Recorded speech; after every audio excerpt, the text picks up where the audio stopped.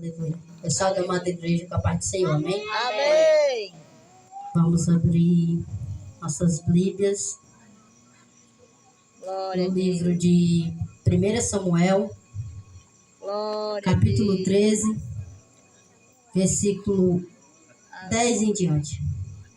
Quem achou, diga amém. Quem não achou, diga espere por mim.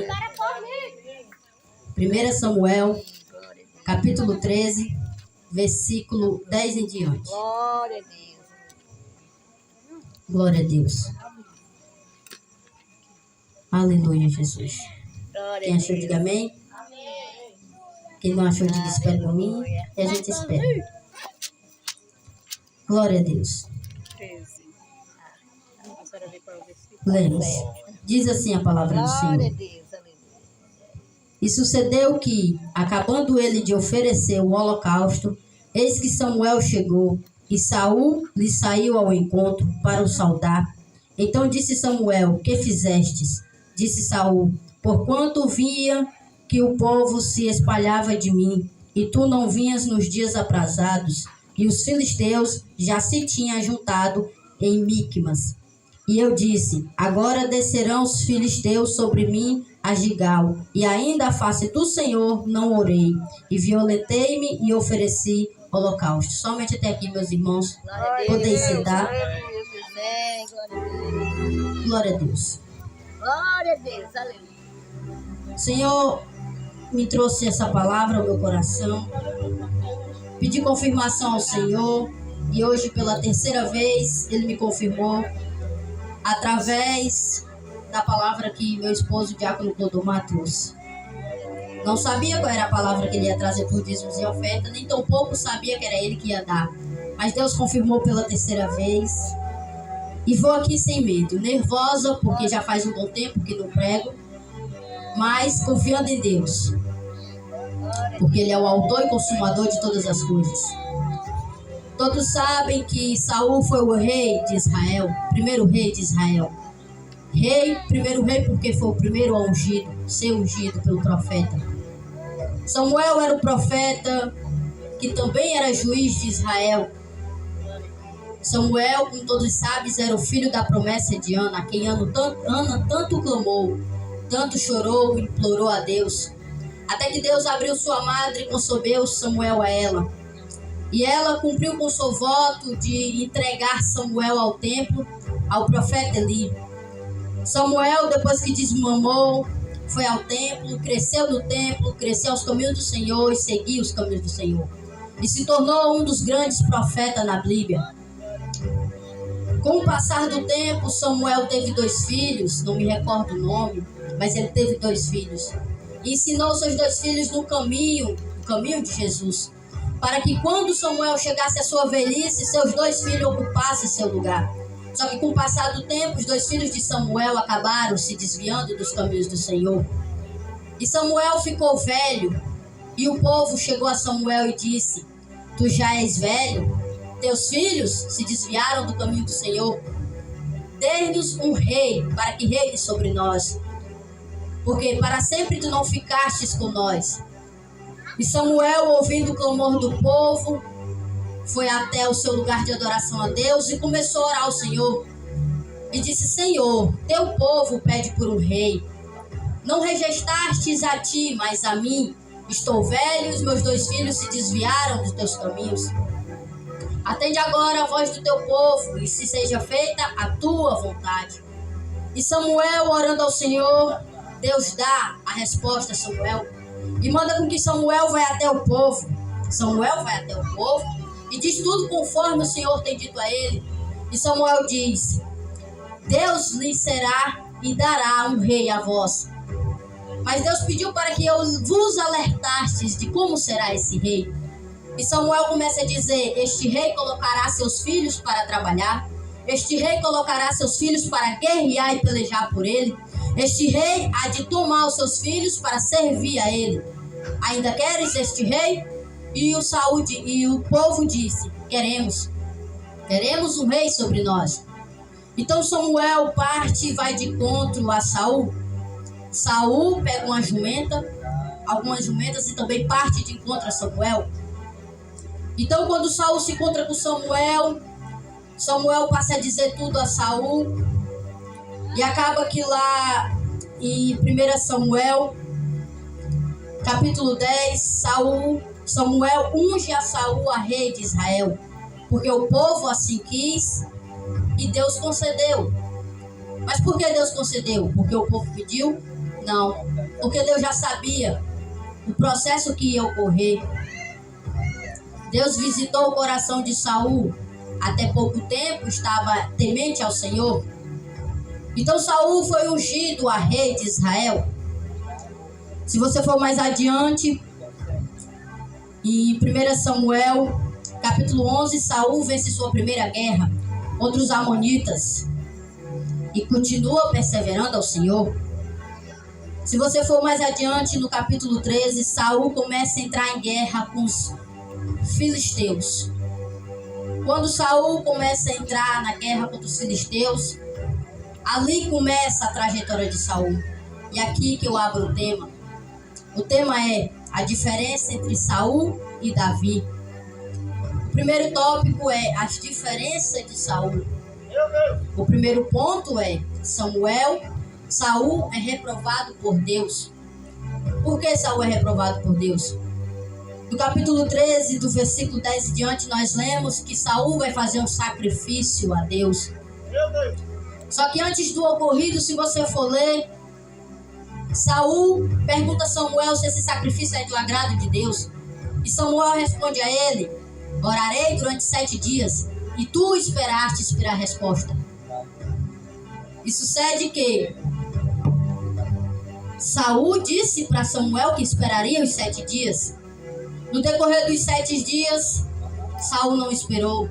Todos sabem que um dia tem 24 horas. Mas Saul não quis esperar o dia todo. Chegado ao 7º dia, Saul achou por ser o 7º dia, ali Samuel não chegou e ele resolveu por si mesmo sacrificar o Senhor. Aí foi o primeiro erro dele, sua primeira diferença e sua primeira negligência a Deus. Por quê? Porque antigamente, se era necessário ter um profeta para sacrificar. Antigamente, ninguém poderia sacrificar se não viesse o profeta, ou o sacerdote, ou o sumo sacerdote. Então, pela lei, Saul não poderia sacrificar sem Samuel. Mas acaba que ele faz.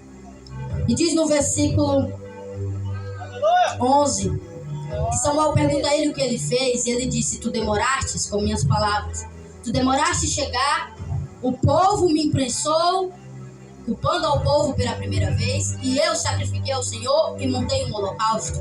Mandei com que trouxesse o holocausto e eu sacrifiquei ao Senhor. E lá no versículo 13, diz assim: então disse Samuel a Saul: obrastes necessariamente e não aguardastes o mandamento que o Senhor teu Deus te ordenou, porque agora o Senhor teria confirmado o teu reino sobre Israel para sempre.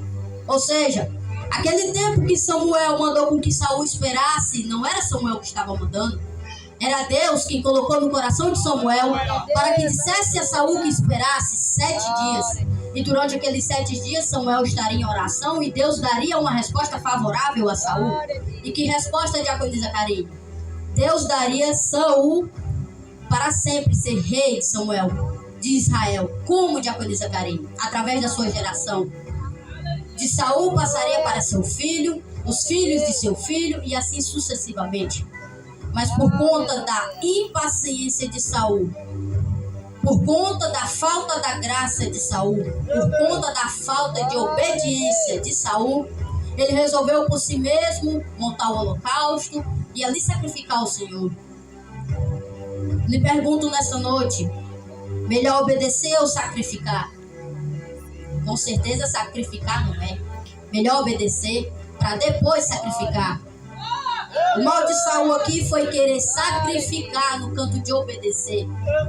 Já quando Zacarias está dizendo que não é para obedecer? Não, estou dizendo, primeiro você obedece, depois você sacrifica a Deus. E o que é sacrifício, Diácono Zacarias? O que é que você está fazendo aqui nesta noite? Você está sacrificando ao Senhor com o seu culto a Deus.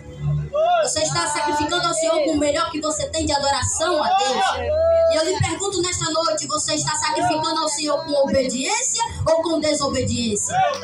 De que forma você está sacrificando ao Senhor nesta noite? Porque de uma coisa eu lhe alerto, se você está sacrificando ao Senhor com desobediência, fique sabendo, não passa nem do céu da boca, e nem do primeiro céu. Fique ciente de que sacrificar ao Senhor não é de qualquer maneira, nem de qualquer forma. Me preocupei em trazer essa palavra. Me preocupei, porque o pregador, quando sobe aqui, se ele não se preocupar em trazer a palavra, eu sinto muito, Deus não está com ele. Porque você tem que se preocupar com o que você traz. Se você vai trazer capim seco ou capim verde. Porque é o que Deus vai mandar, não sou eu que estou falando, é Deus, é a palavra de Deus. Então Saul vai sacrificar o Senhor. E Samuel pergunta a ele: o que fizestes? Deus traria uma resposta favorável a ti em relação ao teu reinado, por conta da tua negligência, por conta da tua desobediência. O que Deus traria para tu de bom, agora traz de mal. Por quê? Porque o reinado de Saul encerrou naquele momento. Naquele momento que ele resolveu sacrificar o Senhor sem o profeta, o reinado dele acabou. Porque ali ele desobedeceu o mandamento do Senhor. Por que mandamento? Porque Deus mandou, porque ele esperasse. Trazendo para os dias de hoje, sabe qual é o mal dessa geração? Pede a Deus. Deus diz: espera certo tempo. Diz: eu vou esperar, dá 1, 2 dias. Não espero mais, vou fazer da minha forma. Vou botar a cara a tapa, vou botar a carroça na frente dos bois. E o que acontece? Lá na frente debate com a parede. Saul foi assim. Samuel disse a Saul: espera 7 dias. Em 7 dias Deus te dará uma resposta favorável. Que custo é, meu irmão? Se você esperou por uma bênção 1 ano, 2 anos, que custo é esperar mais 7 dias? O que você vai perder esperando uma bênção do Senhor? Você só tende a ganhar, só tende a lucrar. Esse é o erro de muitos. Não espera com paciência no Senhor. O que eu indico para você hoje é o Salmo 40. Esperai com paciência no Senhor e Ele inclinará o teu clamor. Mas não são muitos que estão fazendo isso. Estão colocando a carroça na frente dos bois. Estão querendo fazer no seu tempo. E sabe o que é que vai acontecer? Eu sinto muito de dizer. Lá na frente você vai debater com uma muralha maior do que a da China. E quando você pensar em retornar atrás, você já tem entristecido a Deus com suas atitudes e com o seu erro. Muitos pensam que é da sua maneira. Assim como Saul achou que ele poderia sacrificar ao Senhor de qualquer forma, de qualquer maneira. E não pode. Se você estiver pensando que adorar a Deus, sacrificar ao Senhor de qualquer maneira, eu vou lhe dar uma má notícia. Se sacrificar a Deus e adorar a Deus pode ser do seu jeito, por que Deus rejeitou a oferta de Caim? Se sacrificar a Deus é do seu jeito, por que Deus rejeitou o sacrifício de Saul? Eles respondem, é uma pergunta simples e fácil. Podemos responder essa pergunta? Tem muitos por aí dizendo que sacrificar a Deus é o sacrifício do meu jeito. Eu vou do meu jeito. Eu sinto muito lhe dizer, não é do seu jeito. Sacrificar a Deus não é de qualquer maneira e nem de qualquer forma. Tem muitos hoje em dia que estão achando que sacrificar a Deus é só dizer: Senhor, tá aqui meu sacrifício e recebe dos altos céus. Se você não obedecer, não ter obediência e nem se responsabilizar com as suas coisas e nem obedecer os líderes que Deus constituiu na terra, eu sinto muito. O seu sacrifício Deus nem recebe como cheiro suave. Deus vomita, abomina e joga para fora. Deixa eu lhe perguntar uma coisa. Você consegue tomar um café frio? Me responda com toda sinceridade. Se você conseguir tomar um café frio, você me diga. Ninguém toma café frio.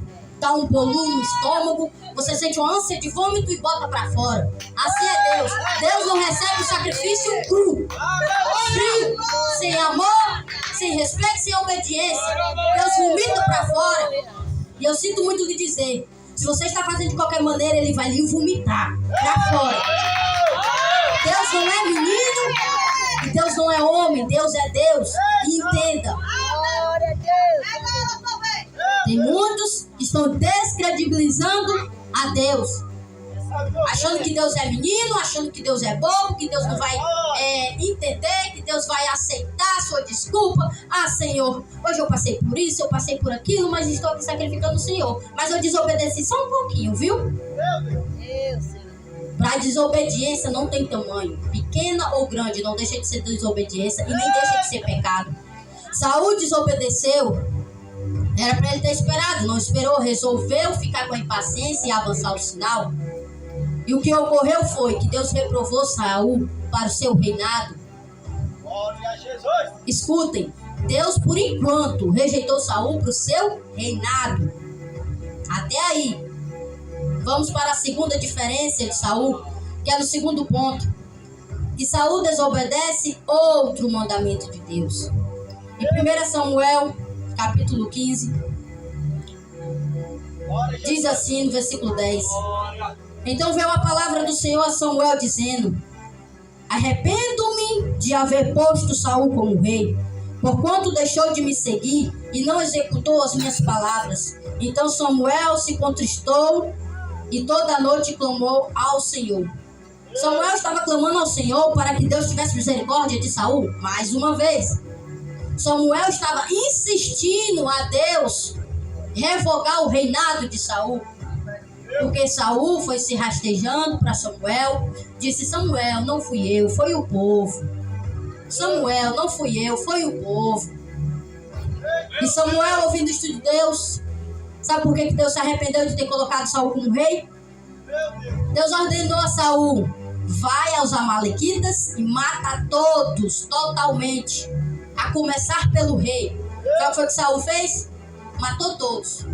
Crianças, jovens e velhos. Quando chegou no palácio, o rei estava lá, rei Agag. Ele não matou o rei. Trouxe o rei para com ele e trouxe vacas e ovelhas. E Samuel, mais lá na frente, vai de encontro a Saul. E ele diz assim: e disse Saul: de Amaleque as trouxeram, porque o povo perdoou melhor das ovelhas e das vacas, para oferecer ao Senhor teu Deus. O resto, porém, temos destruído totalmente. A palavra totalmente é quando você destrói tudo, sem deixar nada. No caso de Saul, ele deixou as vacas, deixou as ovelhas e o principal, deixou o rei, que era o primeiro que ele tinha que ter matado. Só que mais uma vez, Saul desobedeceu a Deus, achou por melhor a opinião dele salvar a vida do rei Agag. E aconteceu que Deus repreendeu ele mais uma vez, no versículo 17. E disse Samuel: porventura, sendo tu pequeno, aos teus olhos não fosse por cabeça das tribos de Israel? E o Senhor te ungiu rei sobre Israel, e enviou-te o Senhor a este caminho e disse: vai, destrói totalmente a estes pecadores, os amalequitas, e peleja contra eles até que os aniquile. Deus foi bem no ponto. Destrói a todos. Destruir ali é matar, sem pena, sem piedade. Porque os amalequitas estavam se negligenciando a Deus, pecando contra Deus e ainda queria arrastar mais com ele. Então, Saul foi, viu o rei lá e achou por melhor opinião dele trazer o rei, ovelhas e vacas. Porque mais uma vez ele achou que o sacrifício seria de qualquer maneira. Pegou as vacas e as ovelhas do rei Amaleque e levou para sacrificar ao Senhor, e disse mais uma vez que a culpa foi do povo. Esse é o erro de muitos: erra, mas passa a culpa para o outro. Os dois estão rabuluados, mas bota a culpa só um. E por causa de um, todos pagam. Porque por causa da atitude de Saul, o povo pagou. Por quê? Porque negligenciou a Deus, porque concordou com Saul. Perdoou o pecado de Amaleque, sem Deus ter perdoado. E o que ocorreu? Saul chegou, Samuel viu ele, e Samuel perguntou mais uma vez: o que tu fizeste novamente? Deus não mandou tu destruir tudo? Deus não te constituiu como rei? Se tu tem um líder, meus irmãos, e se Deus manda teu líder fazer algo, a palavra é do povo ou é do líder? Do líder. A palavra final é do povo ou é do líder? Do líder. O que Saul tinha que fazer? eu sou o líder, o Senhor mandou destruir todos e eu vou fazer. Mas pelo contrário, ele desobedeceu a Deus. Daí você tira a importância da desobediência. E não vá pensando que foi só isso não. Com a desobediência de Saul veio as consequências. Por quê? Porque a partir deste momento Deus rejeitou ele não só para o reinado, mas para a salvação e vida eterna. Diaconisa Karine, você prova? Provo. Lá em Samuel, 1 Samuel 16, versículo 14, diz que o Espírito do Senhor se retirou de Saul. Se o Espírito do Senhor se retirou de Saul, qual foi o Espírito que entrou agora? Se o do Senhor não está mais? O do cão, o capeta. É o próprio demônio que está nele. É tanto que ele é atormentado pelo Espírito maligno. E isso tudo, só por quê? Uma pequena desobediência. Daí você vê a gravidade da desobediência. Ou você está achando que só por você dizer, não, é só dessa vez, eu vou fazer. Só uma desobediênciazinha, não tem problema. Onde é que Saul está hoje? Vai perguntar a qualquer um. Se eles lerem a Bíblia, eles vão saber que Saul está no inferno. Por desobediência. Negligenciou a Deus. Não atendeu ao que Deus disse. E está no inferno hoje. Perdeu o reinado. Perdeu a oportunidade de seus filhos e os filhos de seus filhos reinar. E ainda perdeu a salvação, que é o principal.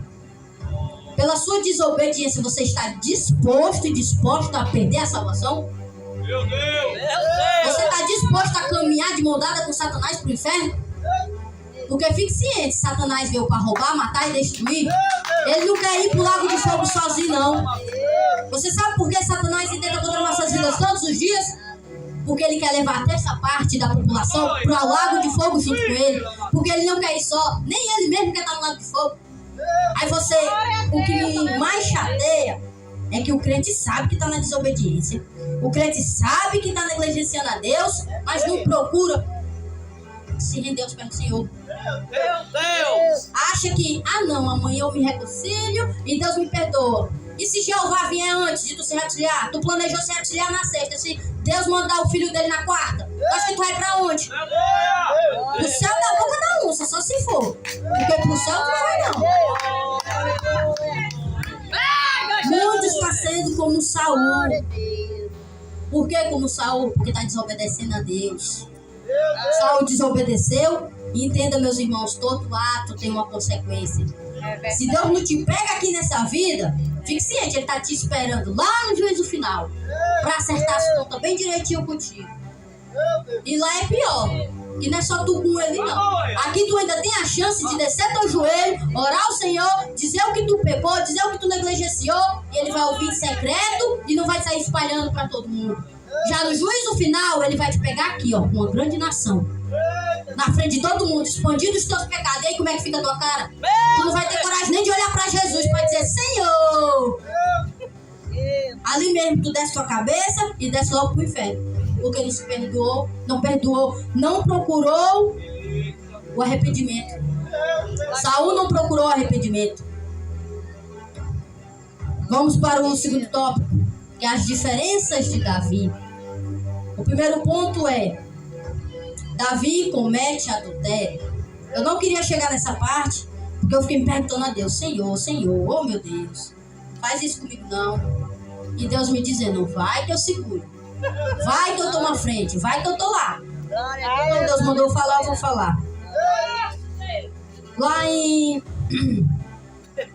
2 Samuel, no capítulo 11, Davi comete um erro. Eu disse que aqui eu traria as diferenças de Saul e Davi.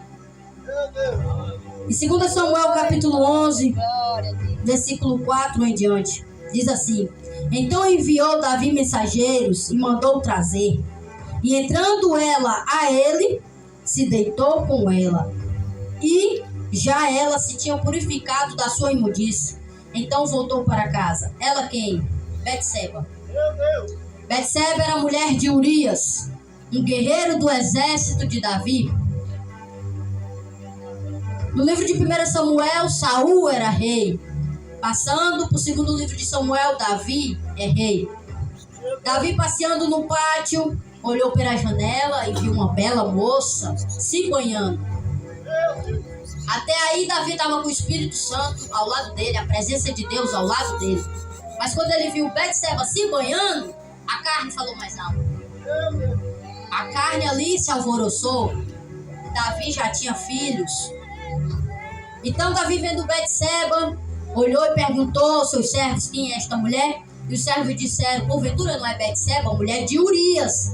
Os servos foram bem claros: mulher de Urias, teu guerreiro.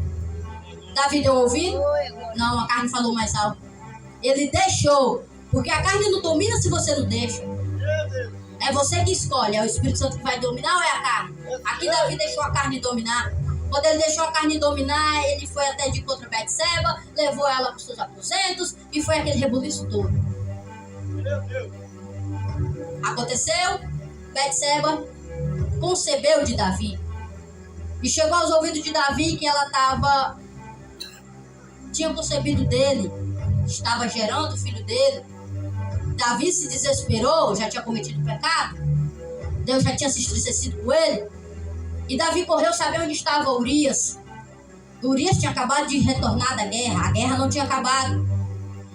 E Davi começou a planejar, começou a maquinar e disse: Urias, vai para casa, toma um banho, bebe, come e deita-te com tua mulher. Qual foi o plano de Davi aqui? Se passar os dias, a barriga dela crescer, vão saber que não foi de Urias, porque Urias estava na guerra, então não tinha como ser dele. E viram ela no palácio, então era de Davi. Só que Davi planejou tudo isso. E Urias foi, mas dormiu na porta do palácio e não foi para casa. O desespero de Davi aumentou quando os servos disseram que ele estava na porta do palácio. Davi correu à porta do palácio e disse: o que tu fazes aí? E Urias disse: por acaso eu iria para minha casa, deitar, comer, dormir com minha mulher, enquanto a vida do rei está em risco? Urias não sabia de nada. Então, Davi planejou outra coisa. Vamos embebedar ele. Começou a embebedar Urias. Urias ficou embriagado. E Davi disse: agora ele vai para casa e vai se deitar com a mulher. Só que aí ele errou de novo, porque não era da maneira dele. Ele errou de novo. O que Urias fez? Foi para casa de uns amigos. Dormiu na casa de uns amigos. E aí Davi se alvoroçou e viu que não tinha mais saída. E ele adulterou. O segundo ponto é: Davi comete homicídio. No versículo 14 diz assim: escreveu na carta dizendo: ponde a Urias na frente da maior força da peleja e retirai-vos detrás dele para que seja ferido e morra. Aconteceu, pois, que tendo Joabe observado bem a cidade, pôs a Urias no lugar onde sabia que havia homens valentes. E saindo os homens da cidade, pelejando com Joabe, caíram alguns do povo, dos servos de Davi, e morreu também Urias o heteu. Davi planejou, maquinou. A primeira vez não deu certo, a segunda vez também deu errado. E o que ele pensou? Vou ter que matar Urias. Só que não quero matar com as minhas próprias mãos, para o sangue dele não clamar, assim como clamou o de Abel a Deus. Então o que ele fez?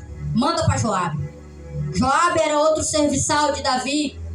Então Joabe fez o que Davi mandou. Colocou Urias na frente da guerra e tirou toda a proteção de Urias. O que aconteceu? Os outros guerreiros vieram e mataram o povo que estava com Urias e mataram Urias. Aqui é o segundo pecado de Davi. O primeiro foi adultério. E como se não fosse suficiente, ainda maquinou, planejou e mandou matar. Ah, mas ele não pecou porque ele não matou com as próprias mãos. Mas maquinou, planejou e enviou Urias direto pro buraco. Se isso não é a mesma coisa de matar, eu também não sei o que é, não. Sabe o que ocorreu? Daí começou a maldição na vida de Davi. Porque o Senhor sabia de tudo isso e o Senhor disse para Davi: a espada não apartará da tua casa por conta do teu pecado. E não apartou mesmo, não. Por conta da desobediência de Davi. Davi sabia que não era para adulterar. Davi sabia que não era para maquinar. Deixa eu te dizer uma coisa, meu irmão. Se algum fulano fez um mal para tu, embaraçou alguma coisa na tua vida, planejou um mal contra a tua vida, e tu pensar em pagar na mesma moeda, tu tá sendo pior do que ele. E não é assim que se faz. Meu Deus. Se tu sabe que a pessoa planejou pra tu, fez ali aquele negócio todo na tua vida, pra tu afundar, mas ainda assim tu não afundou porque tu tinha Deus, e tu pensar em pagar da mesma moeda, tu tá sendo pior do que aquela pessoa. Sabe o que é que tu faz? Desce teu joelho, diz: Senhor, aquela pessoa me acusou, me humilhou, planejou mal contra a minha vida, tentou coisas ruins na minha vida, mas eu não quero pagar da mesma moeda e nem quero fazer pior. O que eu quero, Senhor, é entregar esta vida nas tuas mãos. O que eu quero, Senhor, é que o Senhor abençoe com a salvação na vida deste fulano. Senhor, eu não quero mal para esta vida, eu quero o bem. Assim como eu não quero ir para o inferno, também não quero que ele vá ou ela. Então, no canto de tu tentar fazer as coisas com as tuas próprias mãos, ora a Deus, criatura. Entrega nas mãos de Deus. Deus sabe o que faz. Pode tardar, pode falhar. Falhar não, tá repreendido. Pode tardar, mas não falha. Aleluia. Se Deus diz que vai tomar conta da tua vida, Ele não é homem para que minta, nem filho do homem para que se arrependa. Ele vai cuidar da tua vida. O que Davi tinha que ter feito aqui era nem olhar para a mulher de Urias e nem contradizer e homicidar contra ele. O que ele tinha que ter feito aqui é: essa mulher tentação, vou sair e vou orar. Mas o que foi que ele fez? Vou me entregar a carne, abrir os braços. E é o que muito crente está fazendo hoje em dia. Eita, Jesus. Chegou o tempo das festividades.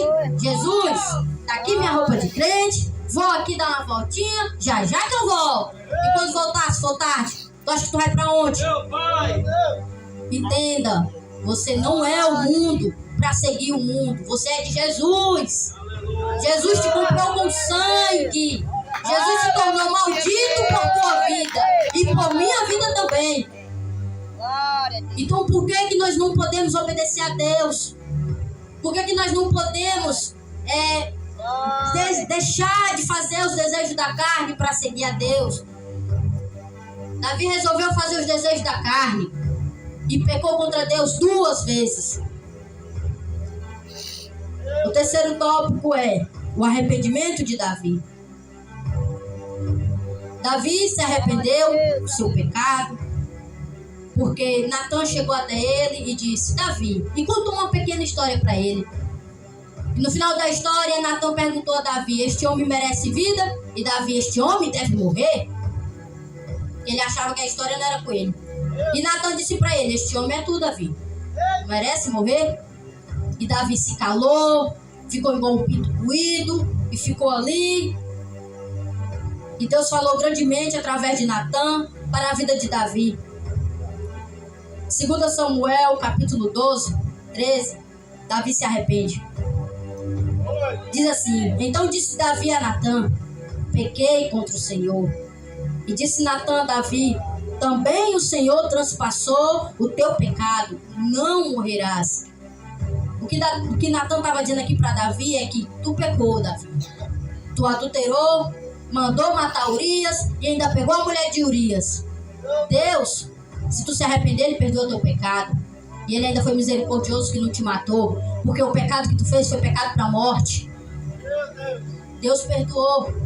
Deus teve misericórdia da vida de Davi. Se Deus teve misericórdia e perdoou a vida de Davi porque adulterou e planejou o mal, por que Deus não pode perdoar se hoje você fez algo? A questão não é que você pensar: será que Deus vai me perdoar? Ele vai perdoar. A questão é se você vai fazer de novo. Porque tem diferença de arrependimento e remorso. Tem diferença. Remorso, você diz: Senhor, perdão aqui, meu pai, eu falei isso, aquilo, fiz isso, aquilo. Saiu, se levantou. E sai a boca, que nem tapete de rei. E faz tudo de novo. Tinha acabado de pedir perdão. Tá que nem Pedro. Pedro, no momento, deu lugar ao Espírito Santo. És filho de Deus, Cristo. No instante, passou nem 5 minutos. Não vai, Jesus. Jesus disse: sai de mim, Satanás, traz de mim. Você quer ser que nem Pedro? Metade de um, metade do outro? Ou você quer se entregar de corpo, alma e espírito? Entenda, não é a metade não, é o completo. Porque não adianta uma metade sua ficar do lado da igreja e a outra metade ficar do lado do mundo.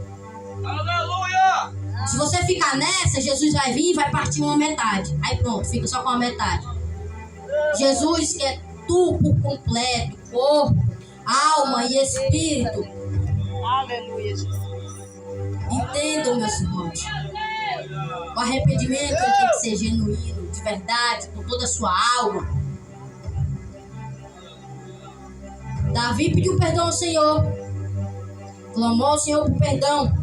É tanto que ele fez um cântico, lá em Salmos 51, que ele diz assim, Salmos 51, versículo 10 e 11. Cria em mim, ó Deus, um coração puro e renova em mim um espírito reto. Não me lances fora da tua presença e não tires de mim o teu Espírito Santo. Davi estava clamando ao Senhor e dizendo: Senhor, eu pequei, eu errei, falhei contra ti. Me perdoa, Pai. Renova em mim novamente o espírito reto. Se você acha que o seu espírito reto não se encontra mais, pede a Deus o renovo. Assim como Davi fez, me renova, Pai, com um espírito reto e um coração puro e sincero. E o principal, Senhor, não tira a tua presença de mim, nem o teu Espírito Santo. Porque, meus irmãos, depois que Deus tira o Espírito Santo dele de você e tira a presença dele de você, já era, a sua passagem já é garantida. Assim foi com Saul. Saul não quis arrependimento. Saul não quis voltar aos pés do Senhor, nem procurou pedir perdão. Saul estava se preocupando com a aparência, estava se preocupando com o que o povo ia dizer. É muitos que fazem isso. O que o povo vai dizer? Estou me reconciliando, vai bem dizer que eu fiz pecado grave. Quem que vai te dar a salvação? É o povo ou é Deus? O invocado não é nem isso, sabe qual é o invocado? É que hoje tem vergonha de vir aqui se reconciliar e confessar o pecado pro líder. Mas antigamente no mundo não tinha vergonha de usar um short. Antigamente no mundo não tinha vergonha de sacudir o corpo. Antigamente no mundo não tinha vergonha de se prostituir, de dar lugar a Satanás. E hoje quer ter vergonha de vir aqui e dizer: Senhor, me perdoa, falhei. Qual é o mais vergonhoso? Pra mim é quando estava no mundo, não quando tá aqui. Quando você vem se reconciliar ao Senhor, você está deixando-se ser quebrantado. Você está deixando o Espírito Santo cuidar de você. Quando você vem aqui e diz: Senhor, eu quero me reconciliar. Enquanto o pastor ou a pastora está olhando aqui, orando, você vai lá na sua alma. Deus vai falando, a palavra vai trabalhando. Mas tem muitos hoje que têm vergonha. E uma coisa eu lhe alerto: se você nega Jesus aqui, ele está te negando também lá no Pai. Meu Deus! Entenda, Deus não precisa de você para nada, nem para adorar Ele. Ele já tem os anjos, Ele já fez os anjos para isso. Só que Ele está sendo misericordioso pela sua alma, está sendo misericordioso pela sua vida. Por isso Ele dá todos os dias essa oportunidade. Quer se reconciliar? O pastor ou a pastora vem aqui. Quem quer se reconciliar, aceitar Jesus?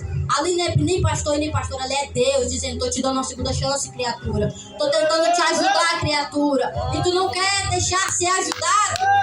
Meu Deus! Entendam, Deus é Deus, com você ou sem você. Glória a Deus. Meu Deus! Não é uma opinião sua: hoje eu não vou para a igreja. Não vá. Deus vai sentir sua falta? Vai mudar alguma coisa? Quem sabe? Mas Deus não precisa de você para nada. Pelo contrário, é você que necessita dele. Se você disser: Senhor, eu estou desanimada, estou abatida, estou abatido e não sei o que está acontecendo, porque esses dias eu estava assim, mas aí eu parei para pensar: não estou orando mais como antes, não estou lendo a Bíblia mais como antes. E o que é que o Senhor diz? A alegria do Senhor é a nossa força. Então, se você deixa Deus triste e você acha que você vai ficar forte que nem um Hulk, ou você vai ficar fraco que nem uma briba? Com certeza você vai ficar fraco, forte que não vai. Se a alegria do Senhor é nossa força, que nós possamos alegrar o Senhor, adorar Ele de corpo, alma e espírito, e nos arrepender de nossos pecados e nossos erros, assim como fez Davi. Segundo ponto do terceiro tópico: o que torna Davi tão diferente de Saul. Vou lhes dizer o que torna Davi tão diferente de Saul. Saul era rei, Davi também era. Saul pecou uma vez, Davi também pecou. Saul pecou 2 vezes, Davi também pecou 2 vezes. Mas o que torna ele tão diferente um do outro? Saul se arrependeu, procurou arrependimento genuíno, nem sequer o remorso ele procurou. Meu Deus. Totalmente diferente de Davi. Saul nem sequer reconheceu que errou. Sabe o que Saul fez quando Samuel chegou até ele e disse: tu pecastes contra Deus? Ah, Samuel, vamos comigo até ali para que o povo veja. Ele estava preocupado com a aparência, estava preocupado com o que o povo ia dizer dele. Porque se ele saísse sem o profeta, o povo ia dizer: tá sem Deus. Esse daí se desviou. Mas não, ele estava preocupado com o que o povo ia dizer. Aí o que ele pediu? Samuel, vamos comigo até ali para que o povo veja e não diga que eu estou sem o Senhor. E ele já estava até sem o Espírito Santo. E Samuel foi e o povo viu, ele está com o profeta, então Deus está com ele. Erraram. Ele estava com o profeta, mas Deus não estava com ele. Deus estava com Samuel, mas não com Saul. Sabe o que eu trago para os dias de hoje?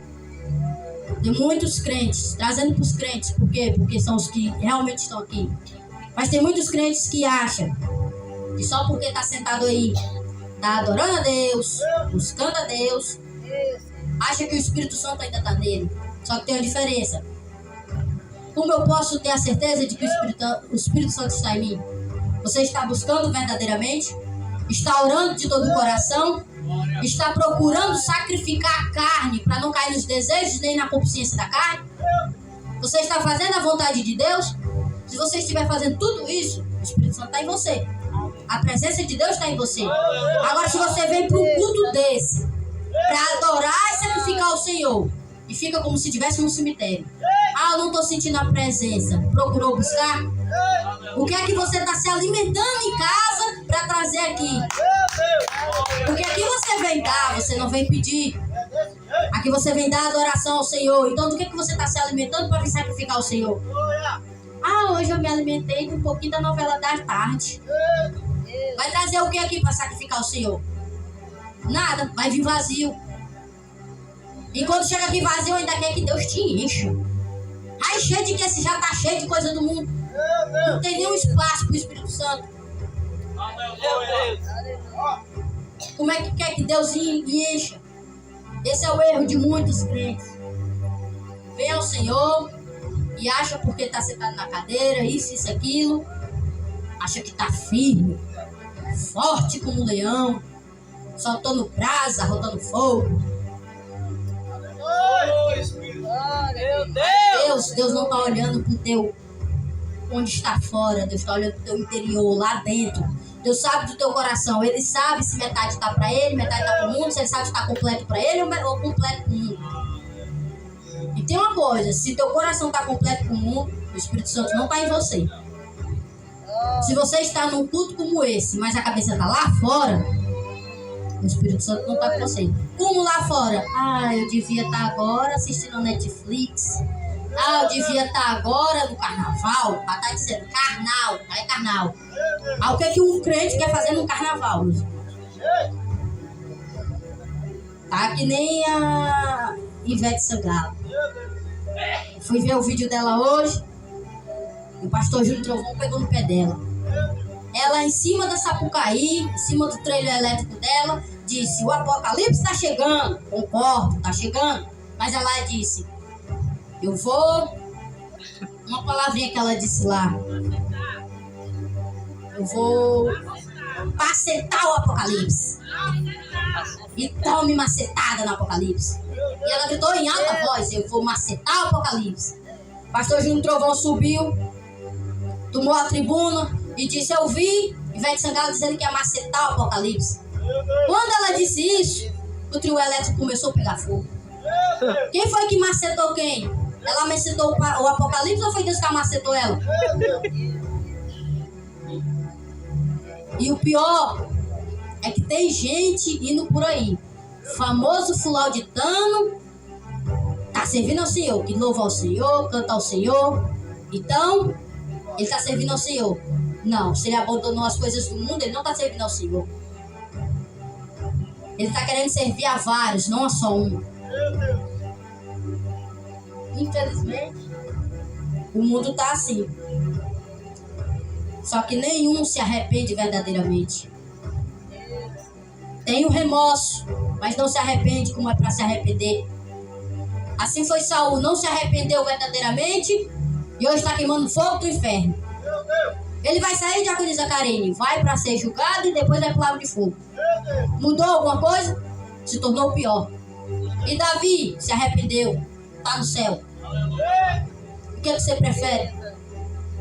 Seguir os passos de Saul ou de Davi? Eu não estou dizendo em relação ao pecado que os dois pecou. Eu estou dizendo em relação à decisão. Você vai continuar desobediente, não ouvindo pastores nem pastora? Você vai continuar desobediente porque Deus já te disse 3 não e tu acha que é o sim? Vai continuar desobediente para pagar? Porque a espada não se apartou da casa de Davi, mesmo depois de ele ter se arrependido. Ele disse, Senhor, me arrependo, mas a espada não se apartou. Ele se arrependeu, mas Deus disse, tu se arrependeu, mas a consequência vem. Do teu erro e do teu pecado, a consequência vem. Então, mesmo que você se arrependa ao Senhor, clame a Ele, Ele vai te perdoar, vai ouvir o teu clamor, vai atender o teu arrependimento. Mas Ele vai dizer, você cometeu, você errou e você vai ver a consequência. Entenda, Deus não massageia o ego de ninguém. Deus não vai passar a mão na sua cabeça, porque Ele lhe ama. Mas eu não estou dizendo aqui que Deus é só amor, porque tem muitos dizendo por aí, Deus é amor, é amor, é amor, mas também é justiça. Ele não vai massagear teu ego e nem vai te aplaudir quando tu estiver errado. Ele vai te disciplinar, vai te exortar. Mas também ele vai vir com metiolatezinho. Ele ainda é bom que vem com metiolatezinho para amaciar um pouquinho. Mas o teu ego ele não vai massagear.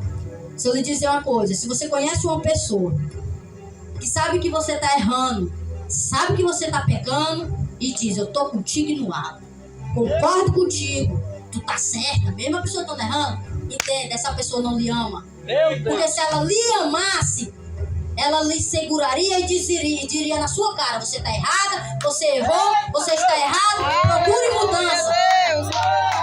Se uma pessoa massageia seu ego, e mesmo você errado, continua concordando com seus erros, essa pessoa não lhe ama. Ela pode ajoelhar ou ele e dizer, eu te amo, e eu concordo com o teu erro. Não ama.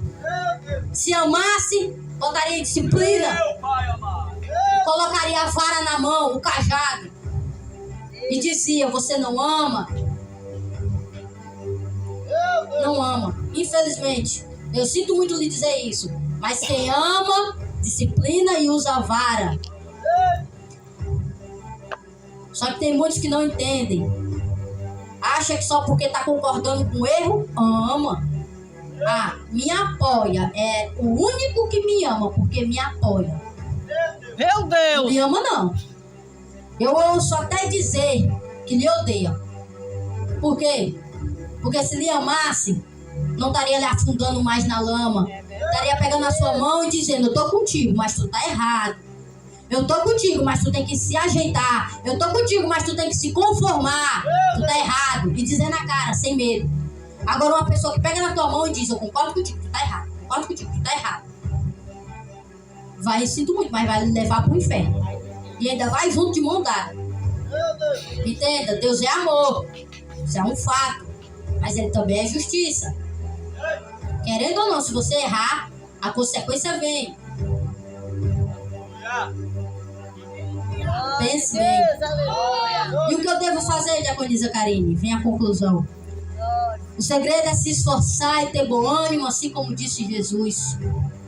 No mundo tereis aflições, mas tende bom ânimo. Jesus venceu. Tem muita gente que ainda acrescenta uma vírgula aí. Jesus venceu, eu vou vencer. Tende bom ânimo. Jesus venceu e eu vou vencer. Se você tiver sem Jesus, você não vence nada, não. Nem na porta você passa. Passa na larga. Vai direitinho pro inferno. Na estreita, não. Você tem que ter obediência, comunhão com Deus e ouvir o que Ele está falando.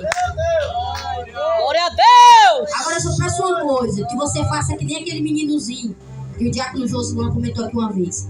Ouça e tampa o ouvido esquerdo, que é para a palavra não sair pro outro lado. Porque é assim que muitos estão fazendo. Ouve Deus falando e abre os ouvidos todos e a palavra Meu não Deus! fica nada. Meu Jesus, bradou foi. Ouça e tampa o ouvido esquerdo. Pra que, diaconisa Karine? Pra descer direto pro coração. Pra ver se toma juízo na cabeça. Pra obedecer a Deus. Aleluia. Entenda que Deus não é menino. E se ele tiver de corrigir, ele vai corrigir. Pare de estar dando não pra Deus. Porque no dia que ele lhe der o não dele é terrível. Vai dar com palavras? Com palavras, com atitude. Só a sombrinha do dedo midinho, que nem fez com o pastor. É o não dele. Então não dê não pra Deus. Porque senão ele vai só com a sombrinha. Não é nem da mão, é do dedo midinho. Desse manto aí, dormir. Pra você reconhecer que ele é Deus. E que sem Deus você não faz nada. Aqui já sou grata, minha rica oportunidade.